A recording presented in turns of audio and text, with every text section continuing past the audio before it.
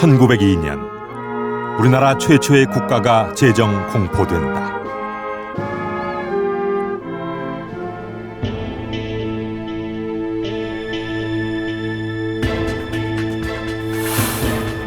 그러나 그것은 부를 수 없는 노래였다.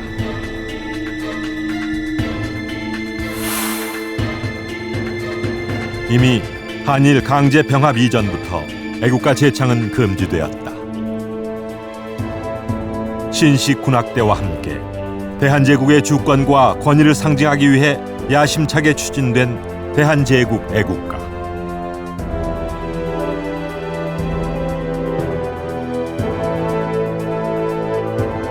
그러나 대한제국과 운명을 함께했던 비운의 국가였다.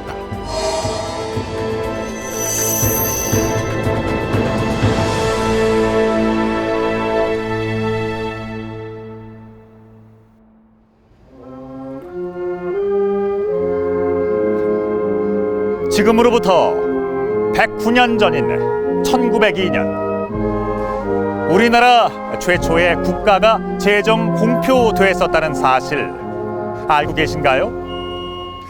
대한제국 애국가, 바로 지금 들으시는 음악입니다.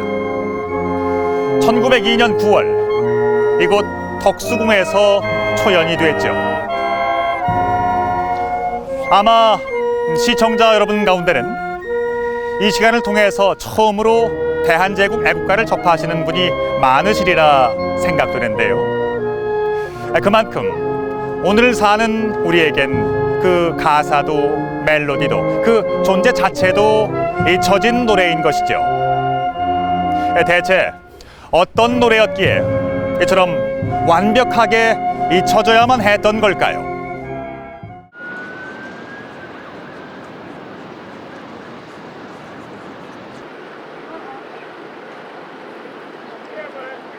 미국 뉴욕 시립 도서관.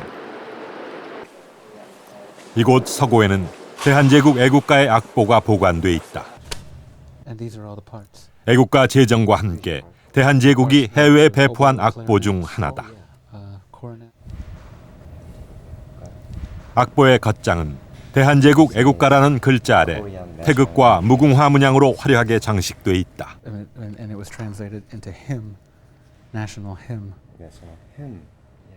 This particular copy of the national anthem was owned by Horace Newton Allen, who was an important missionary and diplomat to Korea from the United States in the late 19th century.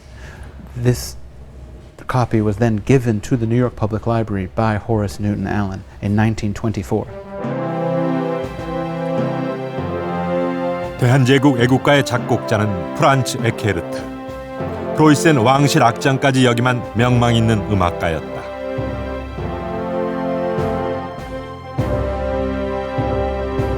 그는 우리나라에 머물며 최초의 국가인 대한제국 애국가를 완성한다.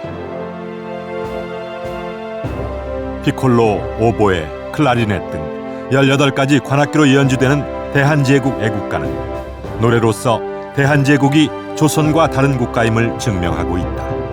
대한제국 애국가는 어떻게 보면은 서양식의 음악으로서 우리의 국가로 최초로 제정된 그런 음악이다라고 볼 수 있죠. 국가 제정의 취지를 밝힌 발문. 노래에는 힘이 있어 사람의 마음을 움직일 수 있으니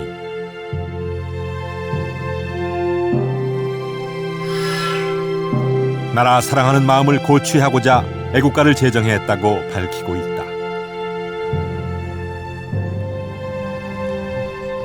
그렇다면 가사는 어떨까?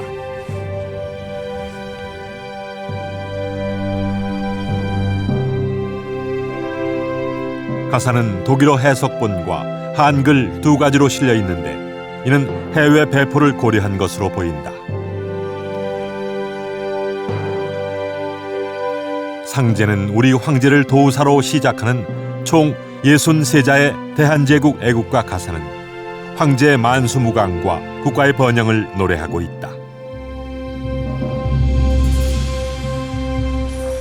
안녕하세요. 한국예술종합학교 민경찬 교수. 가사 버전. 가사가 그는 대한제국 애국가 가사가 영국 국가를 모델로 하고 있다고 본다. 번역을 했습니다. 첫 가사는 언뜻 보게 되게 되면은 이것이 이제 영국 국가 가사하고 비슷하게 됩니다. God Save the Queen, 시녀 우리 여왕을 보호하소서라는 그런 문맥과 비슷한데 왜 그런 거 하니? 이 당시에 전 세계 국가가 영국 국가의 영향을 받아가지고 처음 시작 도입 부분은 대부분 이렇게 돼 있어요. 이렇게 돼 있는데 당시 이것을 놓고 봤을 때 우리나라의 궁중학자들도 각 그 나라, 특히 영국 국가에 대한 연구가 있었지 않았는가라는 그런 생각이 듭니다. 서양의 국가를 연구하여 창작된 대한제국 애국가. 그러나 아쉽게도 멜로디에 가사를 입힌 성황용 악보가 전해지지 않는다. 민경찬 교수는 6년 전부터 성악 악보를 복원하는 작업을 해오고 있다. 먼저 해외에서 대한제국 애국가를 원형으로 하는 독립군가 등 노래를 수집했다.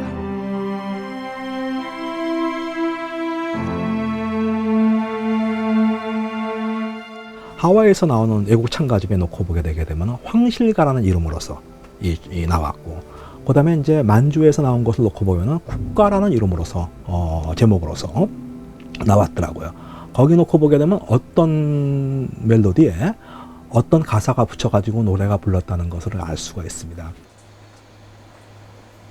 가사와 멜로디가 조금씩 다른 두 노래를 비교 분석해 참조하되 선율, 템포, 박자 등은 대한제국 애국가 악보의 원형을 따랐다.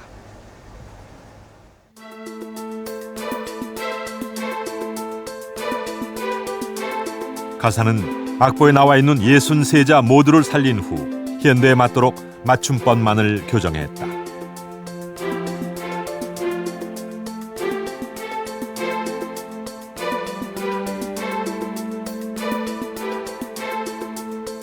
드디어 4분의 3박자 34마디의 63자의 가사가 입혀진 대한제국 애국가의 악보가 복원됐다.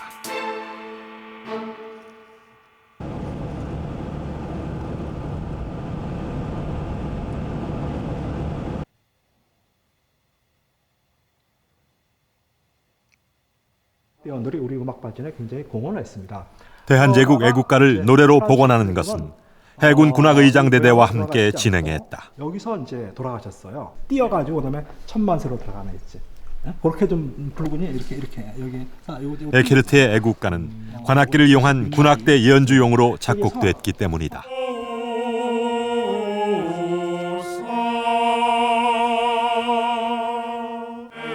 드디어 복원된 대한제국 애국가. 과연 그 첫 느낌은 어떨까? 서양 같은 경우는 왜 도레미파 솔라 시에서 시는 도로 가는 성질이 있는데 동양 쪽에서는 시로 끝나는 느낌, 끝나지 않는 느낌, 순카에 같은 여백임 같은 그런 느낌. 상당히 슬프다는 느낌을 많이 받았습니다. 이렇게 슬픈 멜로디로 만들어질 필요가 있었을까라는 생각을 했는데 들으면서 연주를 하면서 생각을 해보니까 상당히 애절하면서도 장중한 힘이 느껴져서 어떻게 보면 이것이 가장 한민족의 정서가 많이 담겨져 있는 곡이 아닐까라는 생각을 하게 됐습니다. 서양의 음률만이 아니라 우리 전통적인 요소가 가미되어 있어 긴 여운을 남기는 노래.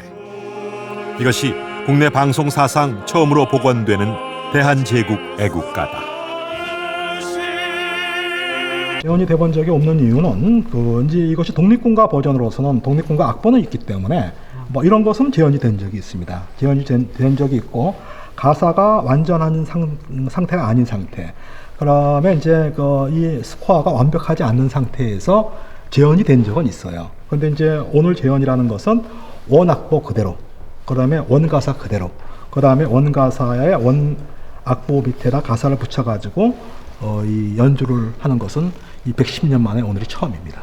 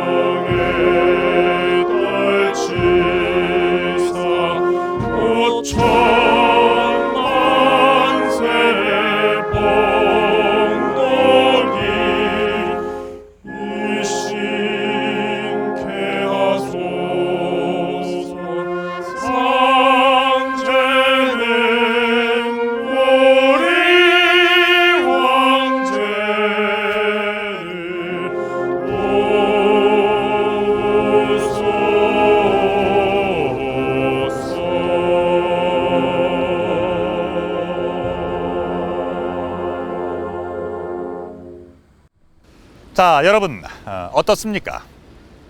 이 109년 전에 만들어진 음악이라고는 믿기지 않을 만큼 세련된 근대 음악이자 한나라의 국가답게 웅장한 음악이라는 느낌이 들죠. 일반적으로 국가는 그 작곡가나 작사가를 찾기 어려운 경우가 많습니다. 프랑스의 국가나 당대 최고의 국가라는 영국의 국가조차도 작곡가를 특정하기가 어렵습니다. 하지만 우리의 대한제국 애국가는 다르죠. 작곡가를 외국에서 초빙하는 등 그야말로 대한제국의 모든 역량을 총동원해서 만든 노래가 바로 이 대한제국 애국가이기 때문이죠. 자, 그렇다면 과연 고종은 왜 그토록 국가가 필요했던 걸까요?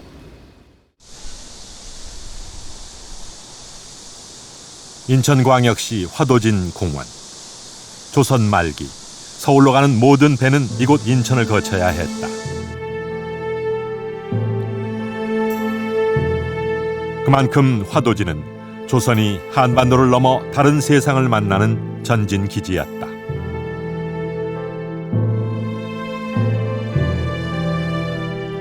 (1882년 5월) 바로 이곳에서 조선이 서양 국가와 맺은 최초의 조약인 조미 수호통상 조약이 체결된다. 국가와 국가의 만남에는 국기가 필요했다. 미국 측은 성조기가, 우리 측은 태극기가 등장했다. 문제는 국가였다. 국가가 없던 조선을 배려했기 때문일까? 조약 체결 현장엔 미국 민요가 연주된다. 19세기 말 세계 열강들과 차례로 수교하며 본격적으로 문호를 개방하게 된 대한제국은 국가 상징물에 대한 필요성에 눈뜨게 된다.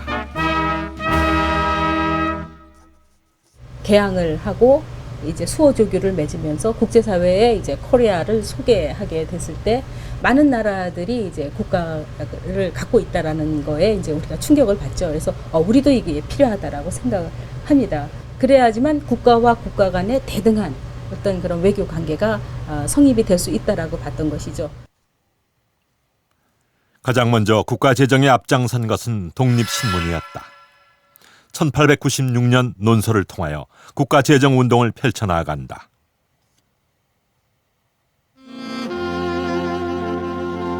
그리고 그해 11월 독립문 정초식 식순에 스코틀랜드 민요 올드랭 사인에 윤치호가 가사를 입힌 애국가가 등장하게 된다.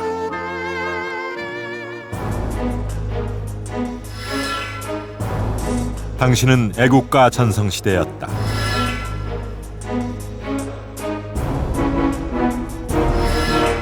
선교사들을 통해 급속하게 퍼져나간 올드랭 사인 애국가 외에도 독립신문에 기고된 애국가도 수십 편에 달한다.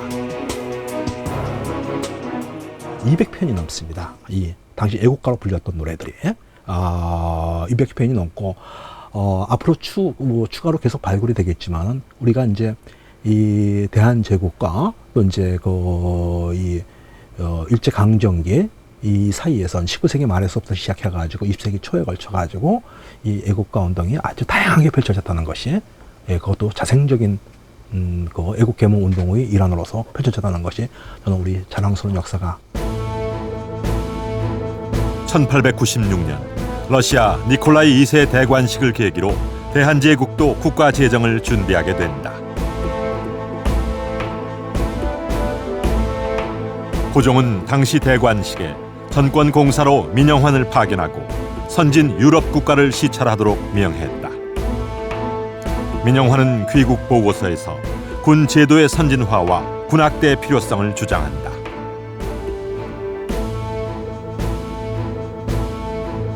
고종은 군사 통치권자로서 육해군을 직접 지휘하는 황제 친총 법안을 만든다. 또 기존의 육해군을 하나로 통합한 원수부를 창설하고 황제를 호위하는 시위대와 지방의 진위대를 대폭 증강한다.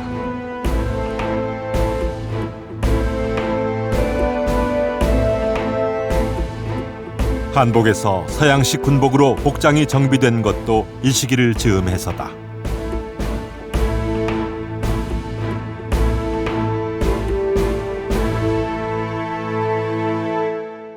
1895년 고종 황제께서 칙령을 통해서 신식군대의 그 군복을 제정한 뒤에 만들어진 그런 옷입니다. 물론 그 이전에 신식군대가 있었습니다만 한복을 입은 모습이 근대식 군대다운 모습은 보이지 않았습니다.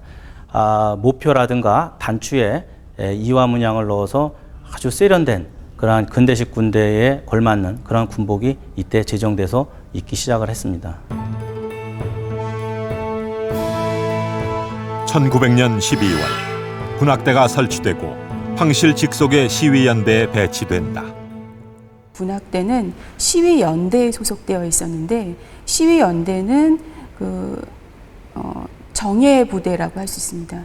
그래서 그 중앙군의 핵심 부대이고 그리고 고종의 친위 부대입니다. 그래서 고종의 측근에서 그 고종을 호위할 뿐만 아니라 이 나라의 군대를 좌우할 수 있을 정도로 굉장히 중요한 그 부대였기 때문에 그렇게 비중이 있는 부대에 군악대가 편성되어 있었다는 그 자체만으로도 군악대가 굉장히 중요했다라는 사실을 알 수 있습니다.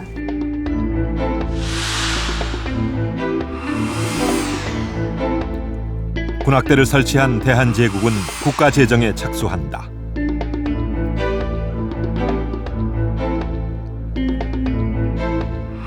고종은 궁치, 즉 궁상각 치우와 같은 한국적 음료를 이용할 것을 명한다. 국가라든가 이런 행진곡풍의 노래들은 2박자라든가 4박자풍이 많은데 아마 이제 우리나라의 궁중음악서부터 시작해가지고 이 우리나라의 민속음악들이 이제 3박자 계열이 많아가지고 이제 거기서 이 곡을 특이하게도 이제 3박자로 시작한 것이 에케르트 자신은 동양풍의 어떤 분위기를 내려고 하는 게 아닌가.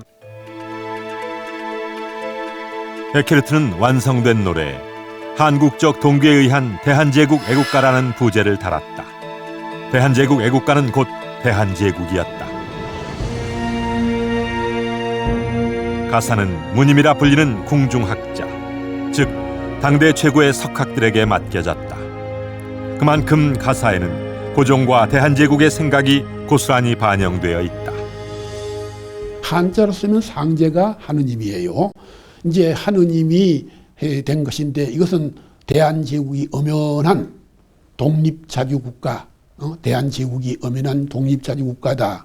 거기서 지금도 이제 남아 있습니다만 원구단을 세우고 말이지. 이 제국의 체제를 수립하기 위해서 원구단도 세우고 대한제국과 제정하게 된 것입니다. 상제에게 제사를 지내던 원구단. 그러나 조선 중기 이후 중국만이 천자의 나라라고 하여 제를 올리지 못했다. 1897년 고종은 이곳에서 황제 즉위식을 올리고 중국의 그늘로부터 벗어나고자 했다.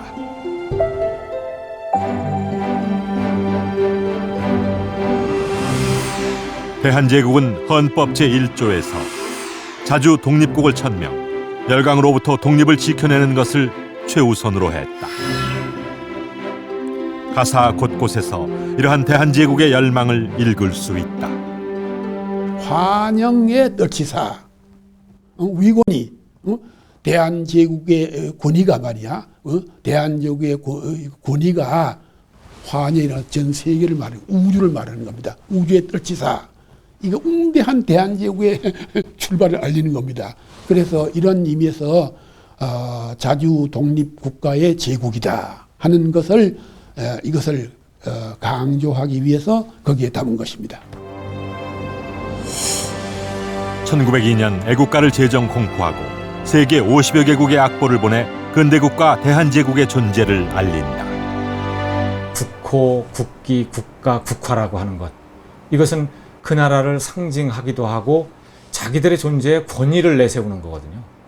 그러기 위해서는 당연히 음악이 필요한 것이고 그 음악은 공식적인 국가라고 하는 것, 내셔널 하임이라고 하는 것은 상대가 인정해줘야 되는 거기 때문에 규격화해서 상대국에 알려줘야 될 의무를 가진 그런 노래거든요.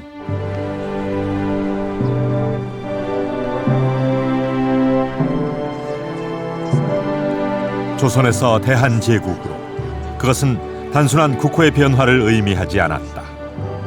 나라를 상징하는 노래를 갖게 된 대한제국은 자주 독립국가로서의 외형적 요소를 갖추고 열강등과 동등한 국가로서 세계 무대에 등장한다.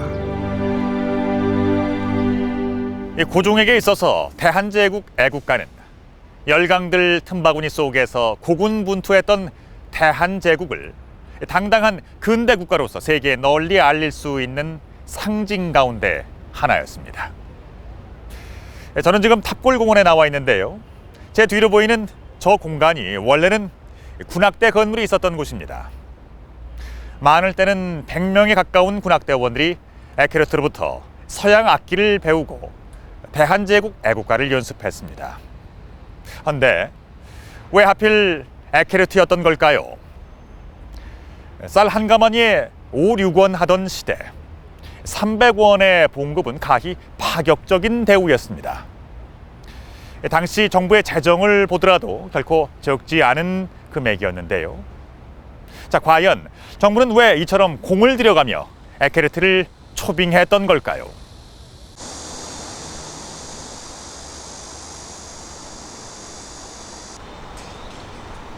지난 1916년 에케르트는 이곳 양화진 외국인 묘역에 묻혔다. 향년 64세, 우리나라에 온 지 16년째 되던 해였다. 그가 세상에 다시 알려진 것은 1949년. 에케르트 무덤 앞에서 광복 후 최초로 대한제국 애국가가 연주되면서다. 이 모든 행사를 기획한 사람은 해군 군악대장 남궁요열이었다.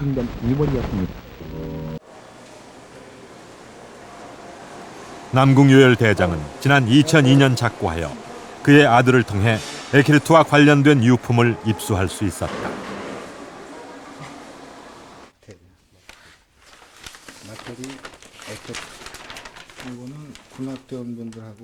가장 먼저 눈에 띄는 것은 에케르트의 대형 초상. 다른 분들하고 찍은 사진에서 아버지가 뽑아내신 그런 사진입니다. 이런 식으로 액자를 해서 에케르트 초상화를 갖고 계신 분이 없을 것 같은데 어떤 인연으로 이렇게 갖고 계신 거예요? 에케르트라는 분이 한국에 서양 음악을 전달을 해주신 분이거든요. 그래서 아버님이 이분에 대해서 굉장히 존경심을 갖고 계셨고, 이분의 음악의 전달을 해준 역사에 대해서 아버님은 그 뿌리를 찾고 보존하기를 원하셨어요.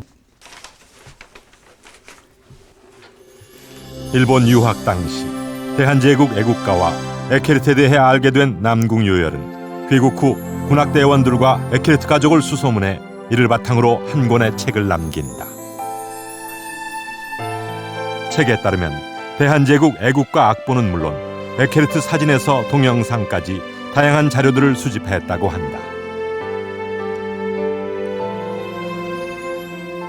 애국가를 짓기 마무리하기까지의 적으신 연필로 습작한 그런 악보도 있었다고 하시고요.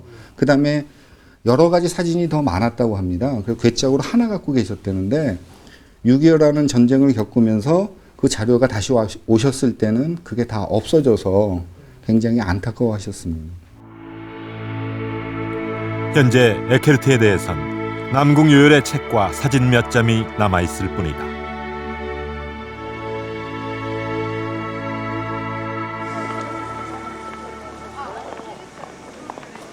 (1892년) 독일 출생인 에케르트. 그러나 그와 관련된 자료는 우리나라와 일본에 더 많이 남아있다.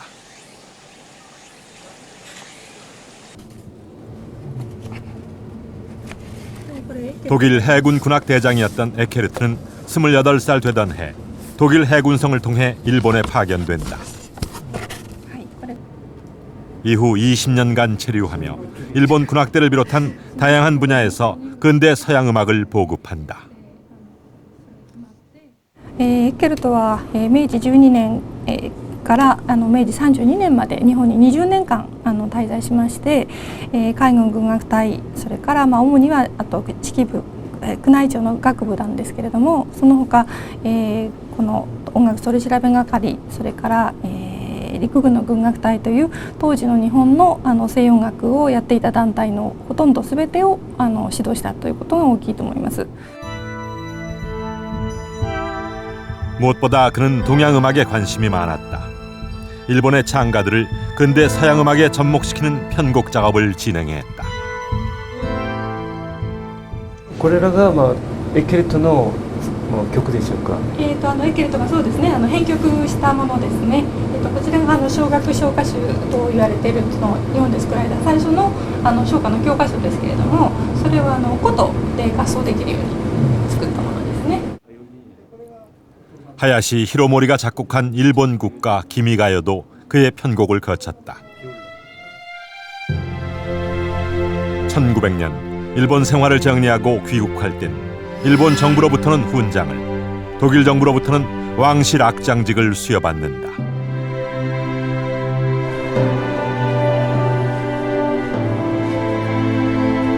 에케르트의 귀국 소식을 접한 대한제국은 그를 초빙하기 위해 공을 들인다.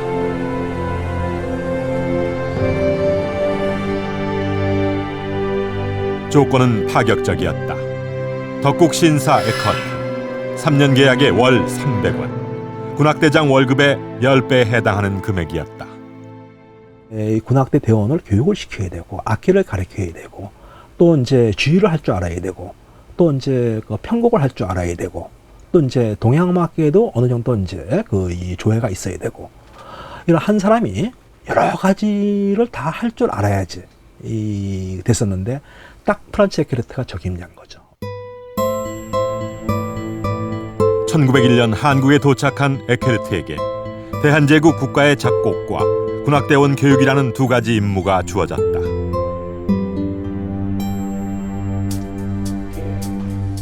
기존의 나팔수에서 군악대원 50명을 뽑아 매일 6시간 이상 교육했다.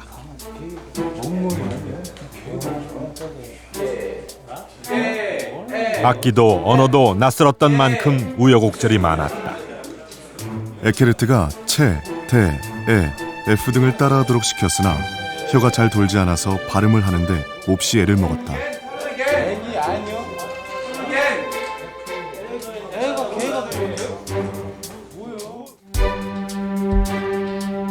악기를 조금만 잘못 들어도 혼이 나서 매를 못 이겨 도망가기도 하고 내쫓기기도 하였다.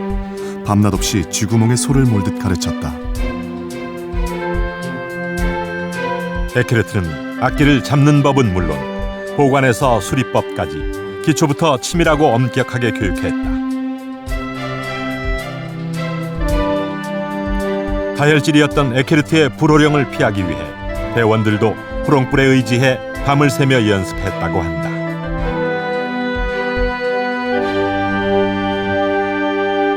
서양 악기를 본 적도 없고 오선보라하고 본 적도 없고 전무한 상태죠.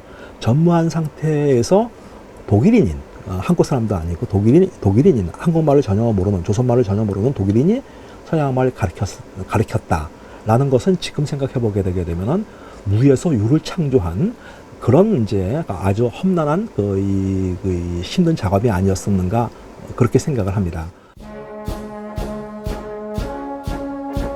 그리고 1901년 9월 7일 고종 황제 탄신일, 덕수궁에서 정부 요인과 외국 사신들이 참석한 가운데 초연을 펼치게 된다.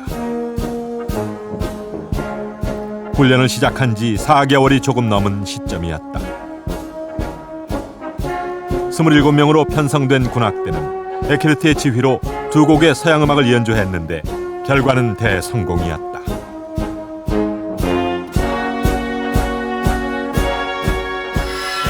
날씬한 제복, 번쩍거리는 악기들, 정확한 박자, 흐르는 듯한 리듬과 하모니, 이런 모든 것이 한데 어울려 청중들은 열광했다. 머지않아 이 악대는 동양에서 최고의 악대가 될 것이다. 에케르트가 군악대를 성공적으로 이끈 데에는 당시 통역을 맡았던 배구용의 역할이 컸다.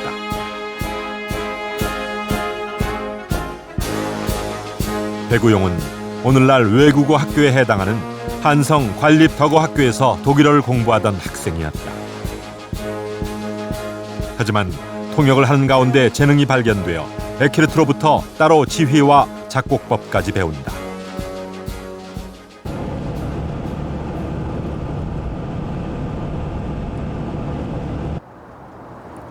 현재 그의 손자가 경기도 파주에 살고 있다. 손자 백성빈 씨는 할아버지 배구용의 서훈 증서 등 문서와 사진 몇 점을 보관하고 있다.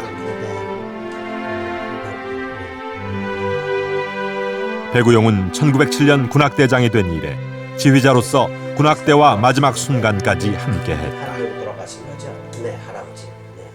이런 책이 있었다는 거고, 요거는 요 근래 얘기인데 앞에 맨 앞에 네, 군악대장이었습니다. 네, 지휘자로서 앞에 여기 이렇게 보면 여기 저 지휘봉도 여기 있어요.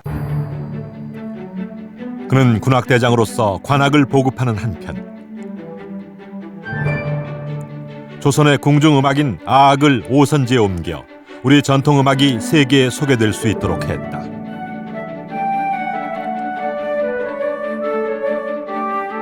무엇보다 에케르트로부터 작곡법을 배워 조선 유람 별곡 등 수십 편의 창가를 작곡함으로써 초기 서양 음악을 발전시킨다.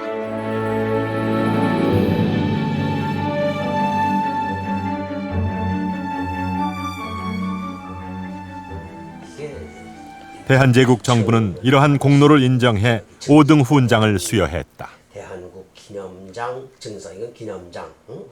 까만 예복이었는데 그래서 금술 그 견장에다가 이렇게 빨간 거 이런 게 있는데 아주 멋들어졌었어요. 그걸 조금만 했어도 내가 입어보기도 하고 뭐 야단을 맞고 이랬었거든. 근데 그게 6.25 피난 갔다가 와가지고 갔다 와 보니까 뭐 홀랑 다 타버리고 아무것도 없는 거예요. 군악대 복장은 각국 군악대 옷을 참조해 프랑스에서 제작해왔다. 요즘 못지않게 화려한 모습이다.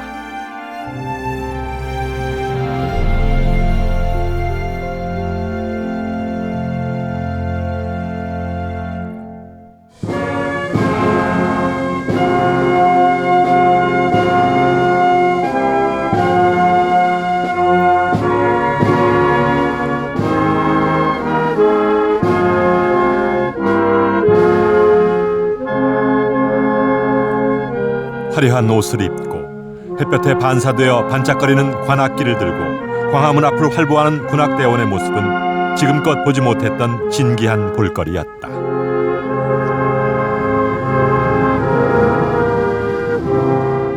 군악대가 지나간다 하면은 그냥 종로에 전차가 다 서고 그냥 그걸 하느라 사람들이 운집을 해가지고 각식 뭐 우리 가족들도 다 그 낙원동 사셔서 그 전차길로 그냥 다 나가셔가지고 다 구경하고 뭐 이랬다고. 군악대와 이들이 연주하는 애국가는 나라가 기울던 시기 국민을 위로하고 애국심을 고취시키는 역할을 했다.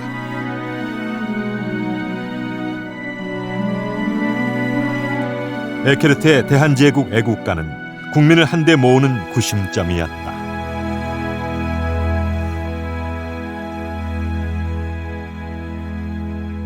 군악대를 교육하고 후계자를 양성함으로써 근대 서양 음악 도입에 지대한 공헌을 했던 에케르트.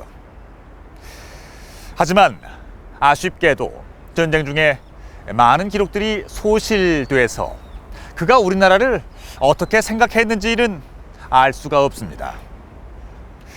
다만 그의 유해가 고국으로 돌아가지 않고 이곳 양화진 외국인 묘역에 묻혔다는 것은 그만큼 그가 우리나라를 각별하게 생각했다는 뜻이 아닐까 하는 짐작을 해볼 따름이죠. 에케르트를 초빙해서 국가를 제정했던 고종. 그의 최종적인 목표는 서양을 모델로 한 근대 국가의 건설이었습니다. 이에 따라서 광무개혁이라는 일련의 근대 국가 만들기 프로젝트가 추진되는데요.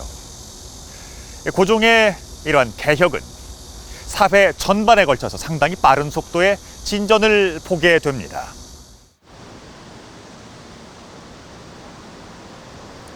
덕수궁 앞 서울광장을 중심으로 남대문, 광화문 등 주요 도심으로 뚫려 있는 방사상의 도로 구조. 덕수궁 앞의 도로가 지금의 모습을 갖춘 것은 약 100년 전 대한제국 시기이다.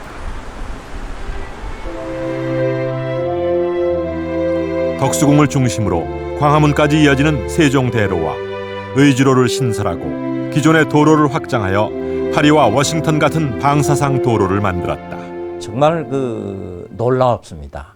일본도 동경을 그렇게 새로운 방사상 도로 체계를 집어넣으려고 그랬는데 못했습니다. 근데 서울은 일본보다 앞서서 서울 도시 구조를 요즘 말로 현대화를 했죠.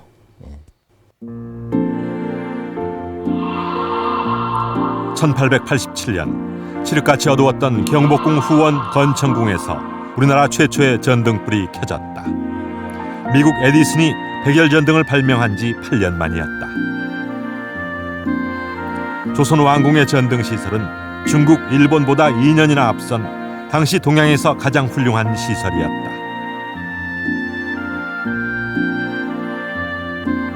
도로를 정비하고 1899년 서울을 둘러 첫 전차가 개통된다. 이는 일본 도쿄보다 3년이 앞선 것이었다.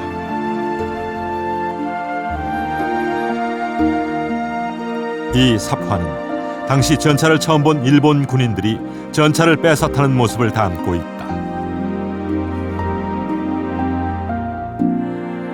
방사상 도로 체계를 갖추고 전차가 쾌속 질주하는 서울의 모습은 외국 기자들 눈에도 놀라운 일이었다. 서울은 머지않아 동양에서 가장 수준 높고 가장 흥미로우며 가장 깨끗한 도시가 될 것이다. 신발명품을 거침없이 받아들여 서울 시내를 바람을 쫓는 속도로 달리는 전차를 타고 구경할 수 있으니 어찌 놀랍지 않으랴. 서울을 선진도시 체계로 바꾸려는 고종의 도심 개조 사업. 탑골공원도 이 사업의 하나로 원각사지 10층 석탑을 중심으로 주변을 정리해 조성됐다.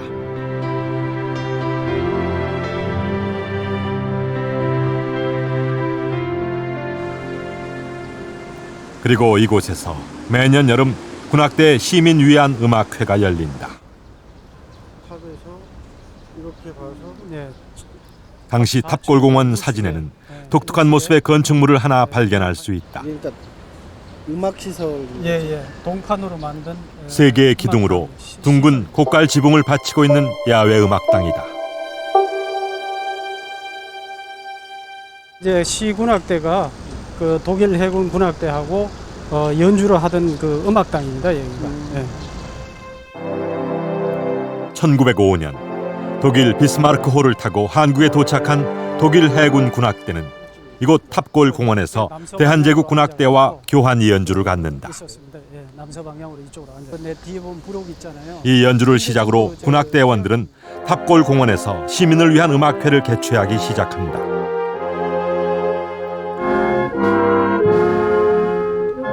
베토벤, 모차르트, 바그너 등의 명곡이 매주 목요일 연주됐으며 왈츠에서 가곡, 흥진곡 등 레파토리도 다양했다. 그리고 마지막은 대한제국 애국가가 장식했다.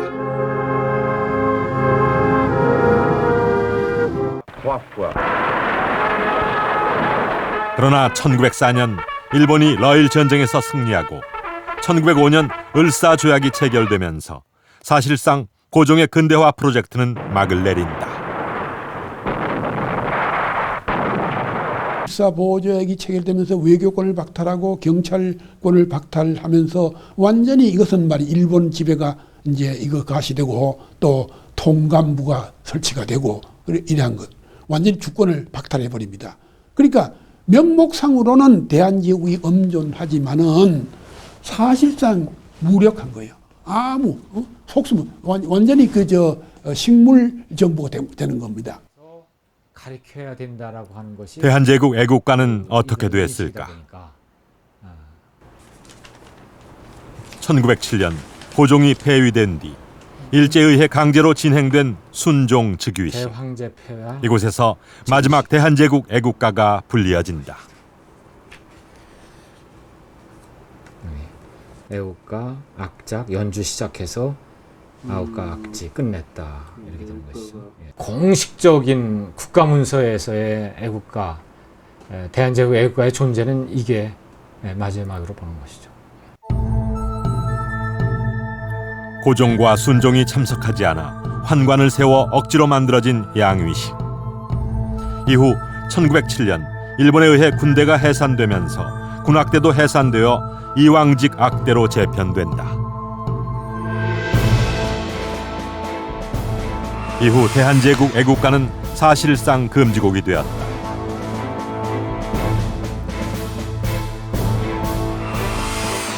애국가 지은 죄로 평양 감옥에 가두다니 세상에 나라 사랑하는 죄는 한국밖에 없을지라.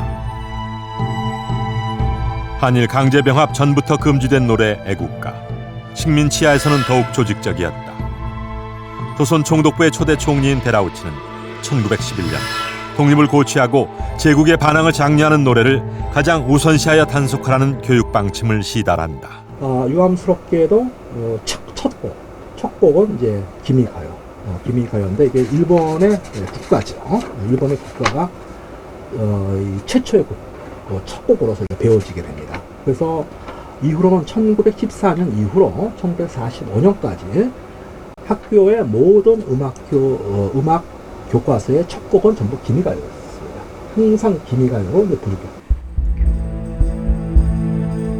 1914년 조선 총독부에서 발행된 장가집이 각급 학교에 전달된다. 이 장가집 제일 앞장에는 일본의 국가인 기미가요가 자리 잡고 있다.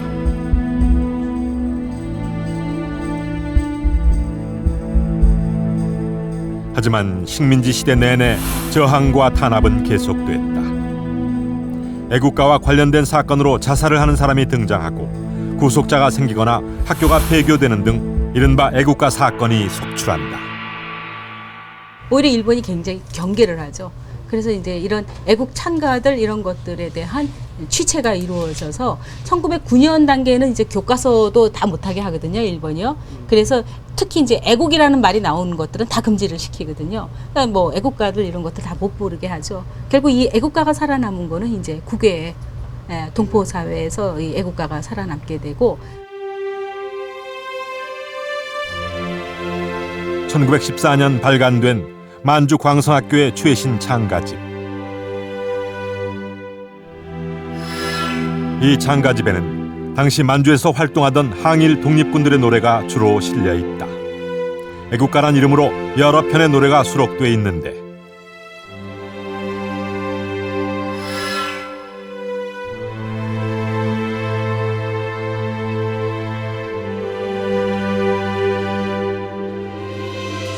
그 가운데 상제여 우리 대한을 도우소서로 가사가 바뀐 대한제국 애국가를 발견할 수 있다.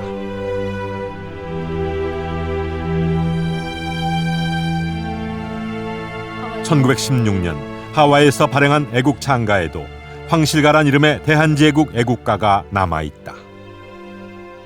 독립운동의 그 의지를 계속해서 다져나갈 수 있었다라는 거 하는 것들은 바로 이러한 노래들에도 이런 노래들이 살아 있었던 것이죠. 모이기만 하면 이런 노래를 같이 부르고 민족교육과 애국교육 이러한 것들이 남아 있었기 때문에, 그리고 또 그들이 이 창가를 통해서 그러한 정신들을 항상 심어주고 이것을 전파해 나갔기 때문에 아마 우리가 그 나라가 멸망하고 없었다고 하더라도 독립을 해야 된다라고 하는 가치와 그 희망과 그 미래를 포기하지 않았다라고 생각이 됩니다.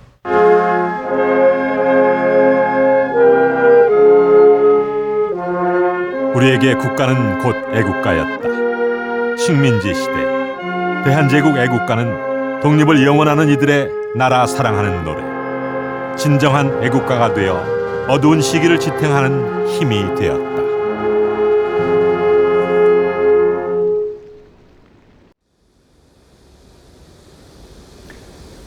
근대화에 대한 고종의 야망이 담긴 상징물, 대한제국 애국가. 우리나라 최초의 국가라는 역사성과 상징성, 그리고 최초의 창작곡이라는 음악사적 중요성에도 불구하고 이토록 완전히 잊혀져 버린 배경엔 대한제국의 근대화 사업과 그 성과를 지워버리려는 일제의 집요한 역사 왜곡이 자리를 잡고 있었습니다. 100년 가까운 세월이 흐르는 동안 잃어버린 우리의 역사를 되찾고 대한제국이 스스로 근대화를 이룩할 능력이 없었다는 왜곡된 식민사관을 극복하기 위해서 오늘날 우린 대한제국 애국가를 기억해야 할 것입니다.